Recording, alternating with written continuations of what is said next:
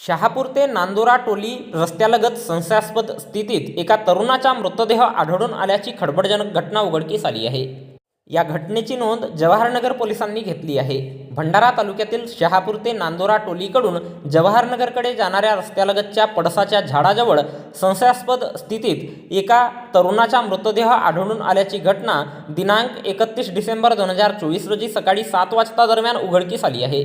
सदर तरुण रस्त्यालगत पडलेला आणि त्याची पल्सर मोटरसायकल पडलेल्या अवस्थेत सकाळी दूध विक्रीकरिता जाणाऱ्या इसमाला आढळून आली।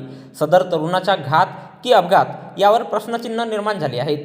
आयुध निर्माणी वसाहत जवाहरनगर क्वार्टर नंबर 7/2 टाईप जे येथील मृतक तरुण अभय मनोज ढोके वय 23 वर्षे हा घरच्या लोकांना मोटरसायकलमध्ये पेट्रोल टाकून येतो असे म्हणून दिनांक 30 डिसेंबर 2024 रोजी रात्री 8:30 वाजता दरम्यान घरून निघून गेला होता।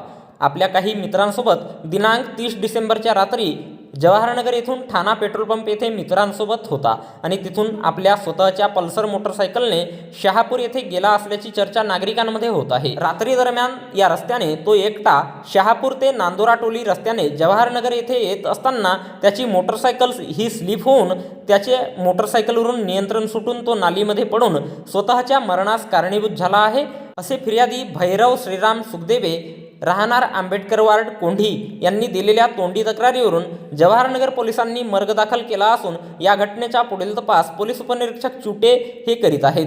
तर या तरुणाचा मृत्यू घातपात की अपघात यावर संशय व्यक्त केला जात आहे।